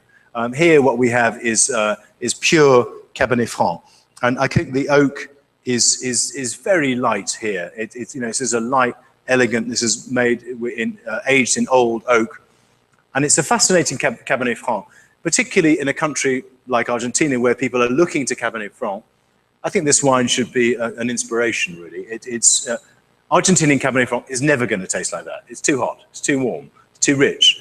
But I think some of the inspiration from that wine, its freshness, its elegance, its balance, should inspire you. Our next wine is a Côte Rôtie. Brilliant, well done, that man. Girl spotted. Yeah, this is from La Landonne. This is made by René Rostaing. And René Rostaing started in 1971. This is a pure Syrah. Now, Côte Rôtie sometimes was blended with Viognier. The Côte Rôtie is next door to Condrieu, and Condrieu is a Viognier appellation, based only Viognier. And historically, a lot of people, they used to blend Viognier into their Côte Rôtie to give it more texture, but also to give it more perfume, because Viognier is a very aromatic grape variety. This is comparatively unusual in having no Viognier at all. So it's a Côte Rôtie which is 100% made from Syrah. This producer, René Rostaing, has about 7 hectares, and most of these were planted in the 1960s and 70s. He's got a lot of different, what we call lieux-dits, lots of different parcels, really, and 20 plots. He makes 3 different Côte Rôties. He makes this one, which is La Landonne. He makes one called Côte Blonde, which has 3% Viognier. Another one called Classique, and Classique is his 3rd one. This is La Landonne, 1.6 hectares, very small. And like the Pommard we had, that was wine number 3, this has whole bunch fermentation. So with the stems, with the raspones, this is 100% whole bunch fermentation. So if you don't know what that character tastes like in a wine, in Burgundy or in the Rhone, taste this wine, because this is the flavor and the smell of whole bunch. The crucial thing with whole bunch, with raspones, is that they should be ripe. Yeah, they shouldn't be too green. By ripe, they mean they should be brown, not green. If you have green stems in a whole bunch fermentation, it tastes like green peas. It's horrible. Green beans. It's not a nice flavor. But when the stems are ripe or brown, as they were in 2012, which was a very good vintage in France everywhere, you get these particular flavors. So just experience this wine again for a second, and just experience the spiciness and the tannin that you get from whole bunch. Whole bunch is strange. It reduces color, yeah, but it seems to increase tannin. It's a strange world, the whole bunch world. Marco, talk about whole bunch. I think he should talk about whole bunch, about a winemaker's view of whole bunch. In Spanish, it's good. Yeah.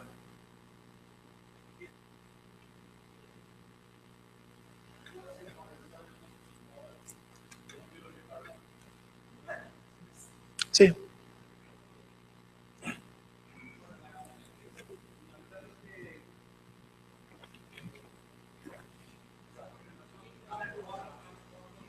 No. ¿No funciona? No, mine does. Hola, hola. Bueno, es muy interesante. Últimamente se han hecho muchas investigaciones y experiencias en Argentina de fermentar con escobajo, o sea, parte de la uva sin pasar por la despalilladora. Algunos han hecho experiencias 100% con escobajo. Creo que la ventaja en gran parte viene por, durante la fermentación, la composición del sombrero. El sombrero, al tener escobajo, se vuelve mucho más permeable. Uno puede ver cuando se descuba que todo el sombrero en su totalidad ha tenido extracción. Muchas veces cuando tenemos toda la uva despalillada vemos que hay como cascotes donde durante los remontajes nunca pasó el vino y no hubo una buena y una completa extracción. Hay que tener mucho cuidado con la madurez porque justamente si usamos uva que no está del todo madura, con esos escobajos verdes. Le transmitimos al vino, bueno, nosotros lo traducimos como olores a hoja verde, pasto recién cortado. Y para mí hay varietales que en la Argentina se benefician de esta técnica y otros que no hace falta, justamente porque ya tenemos una riqueza y una potencia que no hace falta intensificarla. That I know of in Argentina, that a few people doing whole bunch or some whole bunch with Pinot Noir.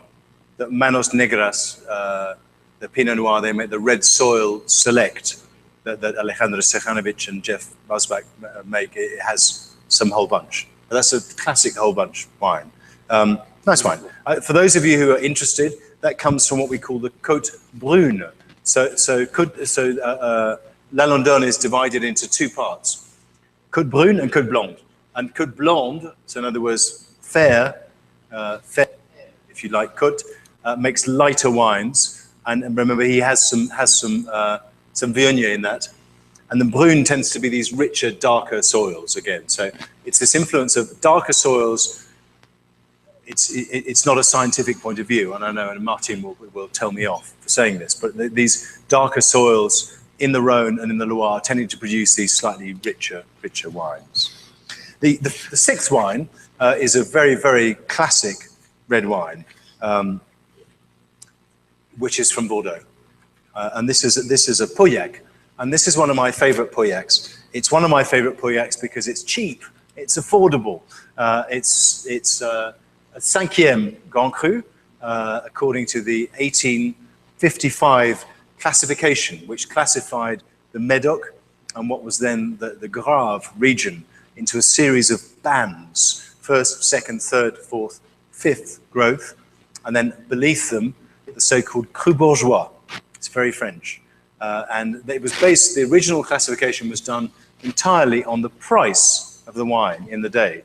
So if you were doing a classification of Argentina today on price, Cobos and, I don't know, Finca Altamira from Achaval Ferrer would be the first growths, yeah, because they'd be based on, and maybe the Estiva from Catena would be your first growths based on price, right?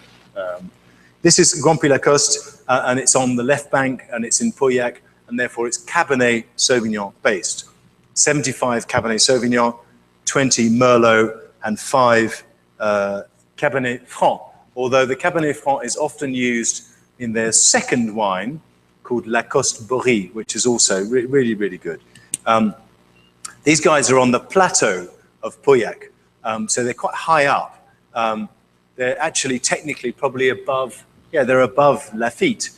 So the Médoc was originally a swamp, and the swamp was drained by the Dutch and to create what it is now. So you basically have these alluvial, stony soils, free draining soils, and they work very well particularly with Cabernet Sauvignon. Cabernet Sauvignon tends to be the dominant grape on the left bank of the Gironde estuary, and the right bank, so Pomerol and Saint-Emilion, as you probably know, is dominated by Cabernet Franc. But Bordeaux is nearly always a blend of grape varieties. And it's a blend of grape varieties because of two things. One is complexity. The other is an insurance policy, really. Not literally an insurance policy, but if you're in Bordeaux, which is a marginal Atlantic climate, a bit like growing grapes in Uruguay, where it's wet and cold. It's the reason people don't grow grapes in Buenos Aires is because it's not very good, right? Bordeaux is the same. It's a marginal climate. And therefore, you're always trying to play with different grapes. So you're saying, well, this grape will ripen before that grape.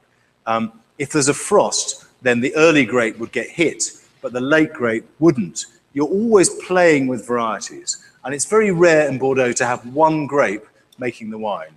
Le Pin in Pomerol is sometimes 100% Merlot.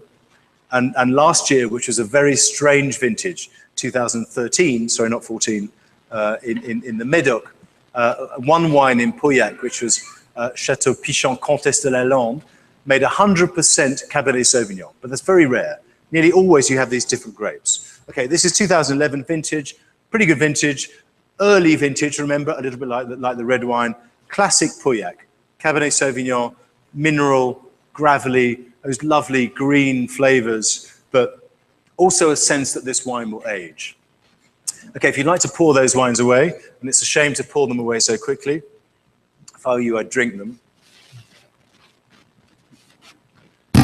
Pouring some of them away. Sorry about that. And we'll now pour our last 3 wines.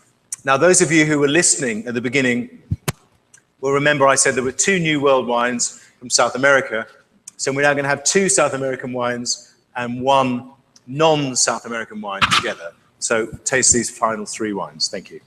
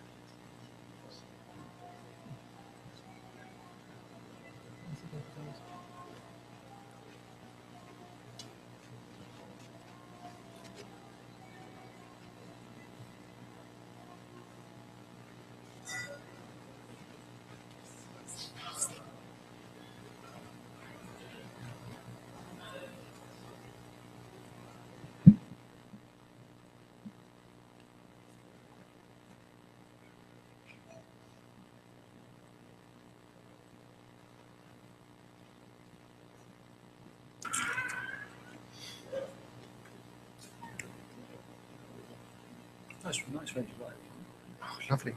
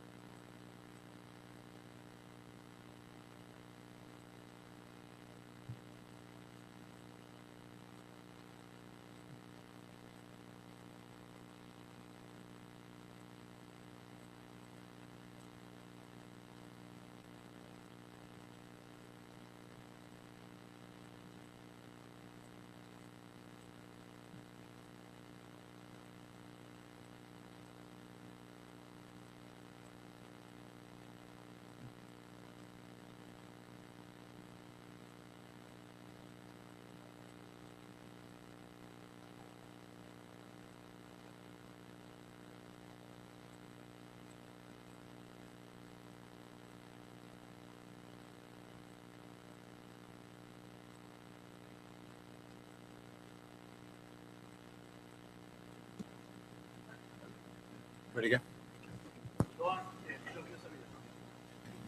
Does everybody have the wines? Taste the wines? Yep. Okay.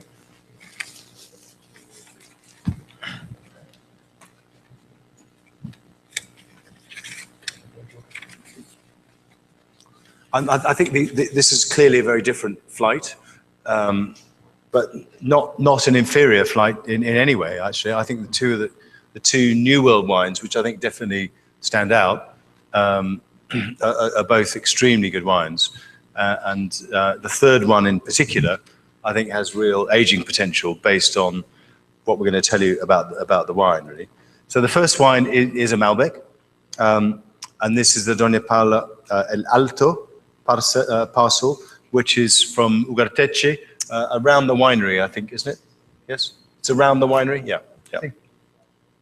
So it's one of the three parcel cuvées that they now make, Alluvia that we've had, and Los Indios that we've had. So we've had all three of those wines at different stages of development today. So the other two are obviously vineyards in the Uco Valley, and this is in Luján de Cuyo. So a very different style of wine. This is on clay and clay loams with some alluvial stones and gravel, a little bit of sand. As far as I know, no calcium carbonate. Would that be true? Yeah. So no calcium carbonate. So there is a little bit, a hint. Okay, little hint of it. Okay. This is the 2011, and the notes I have is it was vinified in barrel. Would that be true? A little bit of barrel fermentation for the wine, and 14 months in new French oak. Very much, I think, part of the new wave of Argentinian Malbec. So rich, but not overripe, not picked too late, still showing freshness and still showing balance for me. The wine after that is a Pomerol. This is, do I have to do this or do they do it? There we go. Oh, there we go. Yes. Châtelet Concéante, made by Jean-Michel Laporte. This is a very, very old chateau in Pomerol. It's one of the oldest. It dates back to the mid-18th century. And they're on the eastern end of the plateau of Pomerol. So they're very close to Saint-Emilion. They're right next door to Château l'Évangile and to Château Cheval Blanc. And indeed, a third of their vineyards, of their Concéance vineyards, are actually in Saint-Emilion. Mostly the Cabernet Franc, the percentage of this wine is actually grown in Saint-Emilion, but blended together with Merlot, which is grown over in Pomerol.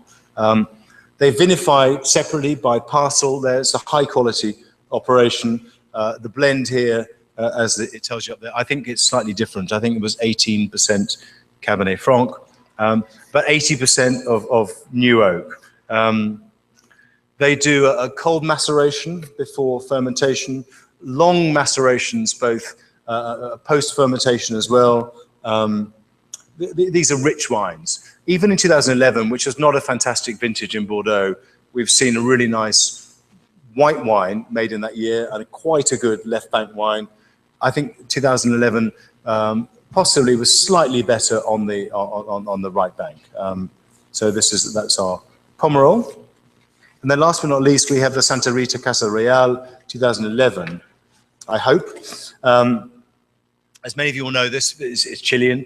It's not made every vintage. I think there was none made in 92, in 2000 or 2006, so it's not a regular vintage release. 100% Cabernet Sauvignon from Alto Maipo. Sometimes I think this wine, I'm right in saying, has a little Cabernet Franc in it, but this is 100% Cabernet Sauvignon, this particular vintage. This is a 110-hectare vineyard block that Cecilia Torres, the winemaker, makes. The vineyard block is called Carneros Viejo, and she's using different selections of Cabernet within the block. We're here at about 500 meters of altitude, so way lower than anything in Argentina. Obviously, this is the central valley of Chile, even though it's the Alto Maipo, which is slightly closer to the Andes. First vintage of this wine was 1989. And I don't know if some of you may have had the chance to taste different vintages of this wine and to do a vertical of this wine. It's one of Chile's best wines. And I think what makes it such a great wine is that it ages and develops complexity with time. It's a remarkable wine. Okay, we've gone over time. I'm talking of time by half an hour. So I hope you think that the wines were worth it, because we've had 9 really remarkable wines. 7 of them were from France. In some ways, I'd like to have shown fine wines from somewhere else, maybe Italy or Spain, or even America or Australia or New Zealand, to show that the world is entirely Francophile. But I think it just shows us that French wine, when it's good, is really good. And it's good for a reason. It's good because they take time. They've been developing these styles of wines and these great varieties over centuries. And I think it's something that you guys can learn from. Take your time. You don't have to rush. You don't have to make great wine in one vintage. You can take 10, you can take 20, you can take 50 vintages. It doesn't matter. Just take your time, understand the places where the grapes come from, and understand, where these wines belong. Where they live, as I said when I told you that joke. Anyway, I'd like to thank Doña Paula again, personally, for inviting me. This is the second seminar I've done with them. I did one in London where we did Cabernet Sauvignon, based on some Chilean wines and looking at Cabernets from around the world. And what was really interesting was how the extent to which Cabernet Franc is almost the oldest variety of them all. The Cabernet Franc is the parent, I think I'm right in saying, of Cabernet Sauvignon. Cabernet Franc is a much older variety than Cabernet Sauvignon. It's a fascinating family. Anyway, I'd just like to thank you guys partly for putting on such an amazing show of wines. I'd like to thank you for listening to me talking in English rather than Spanish, but as I said, it's more interesting in English. I'd like to thank the interpreters. Thank you guys at the back. Hello. For doing such a great job. Largely for my benefit. So thank you very much for working so hard for me. And I hope you enjoyed the wines. And what do you pour them away? Or I'm going to drink them, actually. I'm going to drink all 3 of these wines because I've finished now. Thank you.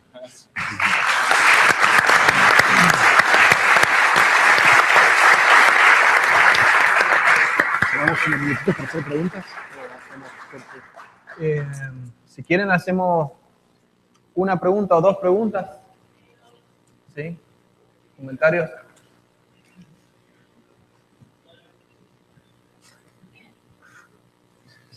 Mientras...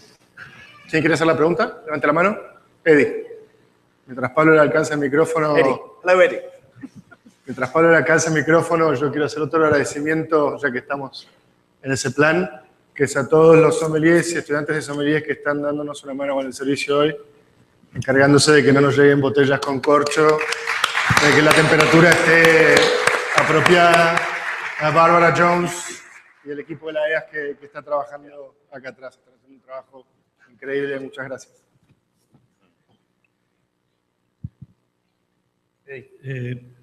Tim, son 2 preguntas muy cortas, muy cortas. 2 questions. El Pauillac, ¿qué precio tiene? ¿Cuál es el precio de ese vino? Decís que es un muy buen vino y te gusta mucho porque el precio es bueno, es barato.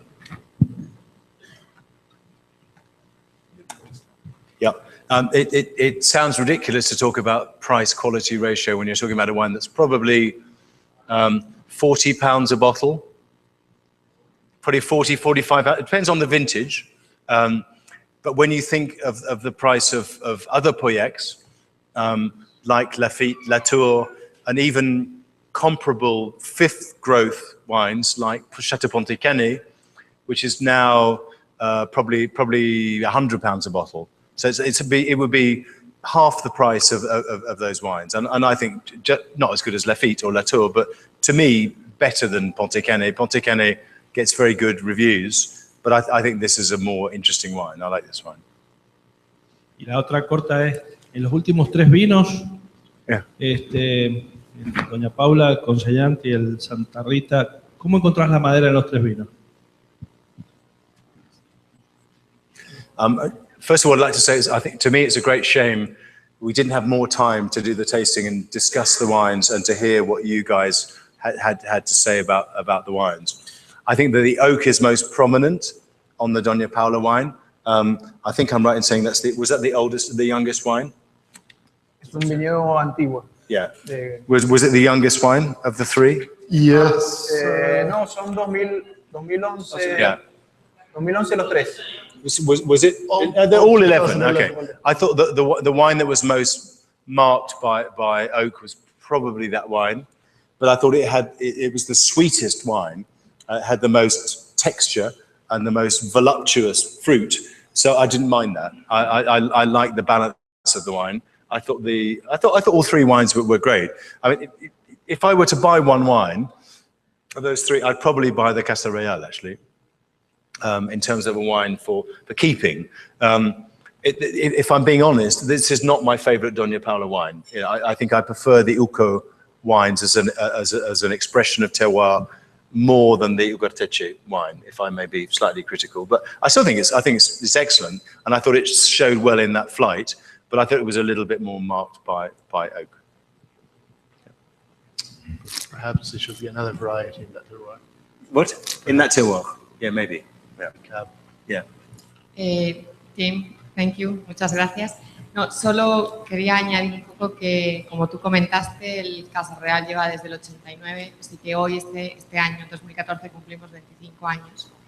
Y hemos venido también de hacer una vertical, como él ha dicho, con 10 cosechas, que hicimos con Patricio Tapia, y la discusión que se hizo fue un poco en torno a que Cecilia Torres justamente decía lo que Tim dijo, o sea, que muchas veces ella podía haber tenido la presión de haber o hecho un ensamblaje o tirarse a innovar un poquito en el vino, y ella siempre quiso mantener el origen del vino. Y ella misma decía, no, es que es lo que el viñedo me da, es lo que este año pude sacar, es lo que... Entonces, un poco compartiendo el espíritu de qué es un ícono y cuánto tiempo lleva uno, que es una discusión que hemos estado teniendo estos días. Yo no sé cuál es tu opinión del tema de mencionar el ícono con esa visión de tiempo. O sea, si efectivamente el ícono tiene que ser un vino que efectivamente lleve una solera en el tiempo. That's a very, very good question. Before I answer it, I'd just like to say, actually, I've tasted the wines again, and I think the oak is pretty nicely done, actually, on that first wine. I think all three wines are very good. Icons. I hate the word icon. I think it's awful. I just think it sounds like a word that's been invented by a marketing department. You know, I just think it's either good or it's not good. I think icon, to me, immediately thinks, "Where's my wallet?" You know, I think somebody's robbed me. Yeah. But I know what you mean. I think if we say that icon wines are great wines, potentially great wines. I think if they're potentially great red wines, then that has to have the ability to age. But I think also they ideally have to reflect a place over time. And I think that's almost more important, or as important as the ability to age, is to reflect different seasons and different winemakers in some cases, but deep down to reflect a place. So the place is always expressed in the wine. And I think true iconic wines, if that's we want to call them that, do that. They actually, again, speak of the place that they come from. And I think that wine genuinely does that. You know, to me, it's one of the great wines of Chile for that reason, that you can taste that wine, you think, I know that wine. And I've had that, I've been lucky enough with you guys to taste verticals of that wine and to see how it develops, but also how it reflects the seasons as well as the place. Muy bien, muchas gracias. Los invitamos, un aplauso, por favor, para todos. El coffee break va a ser... El coffee break. Breve. Mini coffee break. Mini coffee break. Así que para no atrasarnos tanto con los tiempos, así que les pedimos, ya está todo listo. Dejen las cosas, como les pedimos anteriormente, por favor, dejen las cosas sobre las sillas. Así